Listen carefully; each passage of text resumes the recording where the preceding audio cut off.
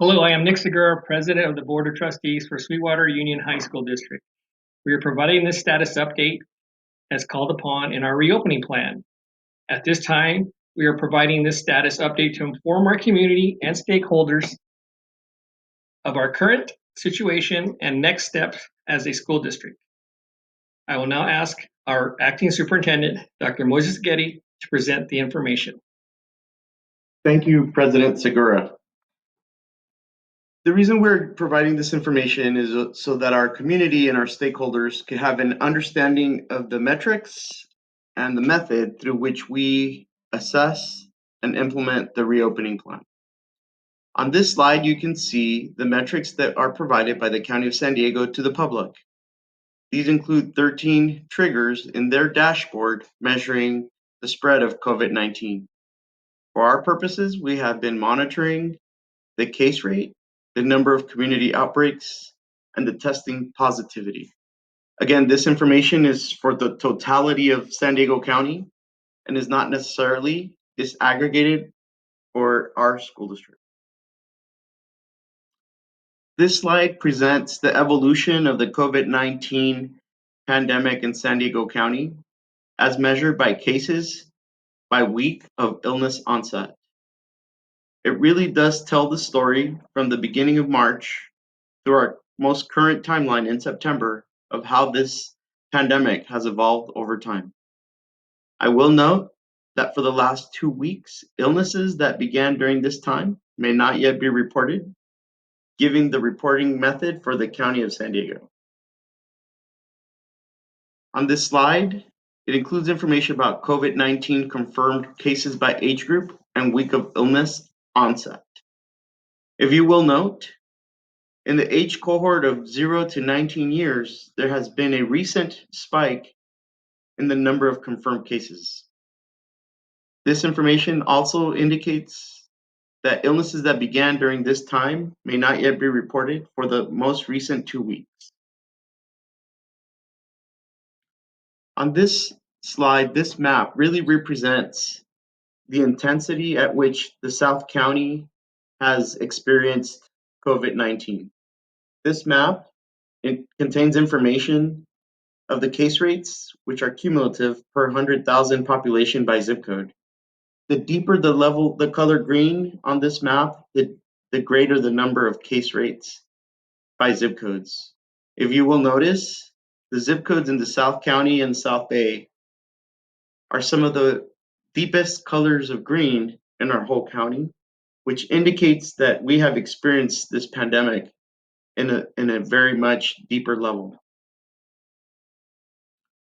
On this slide, there is information of the case rates by zip codes. The zip codes on this slide are for those zip codes within our district's boundaries. And as you can see, as of the most recent information from September 8th through the 14th, all of our zip codes are in the purple tier. The purple tier, according to the key at the bottom of this slide, indicates there's widespread transmission.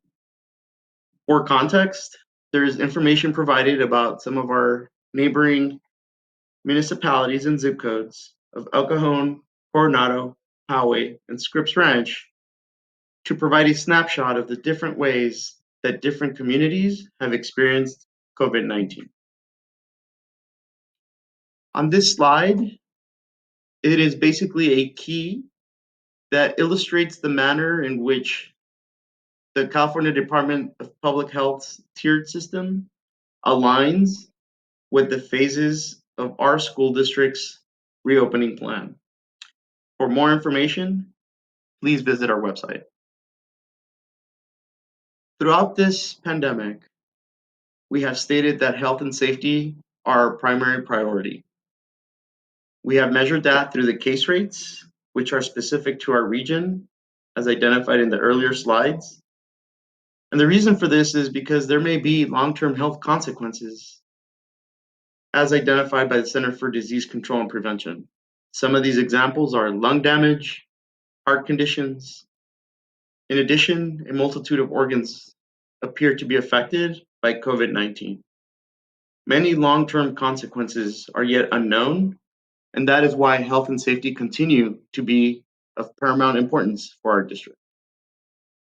In conclusion, we will remain in distance learning for the remainder of the semester through the winter break. We will resume in-person assessments for students with disabilities.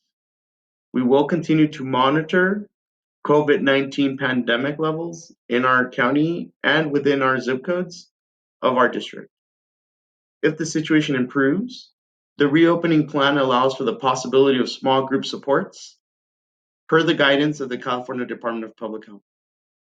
Once small group supports begin, and after conditions approach phase 2, the district will reassess a phased approach to restarting athletics and visual and performing arts as health and safety protocols allow. Now, I will ask President Segura to provide the conclusion. President Segura? In conclusion, thank you for sharing this information. And our next check-in will take place on November 30th to inform our community regarding the manner we will return to the next semester. In the meantime, I wish you all the best of health and thank you for your continued patience and understanding.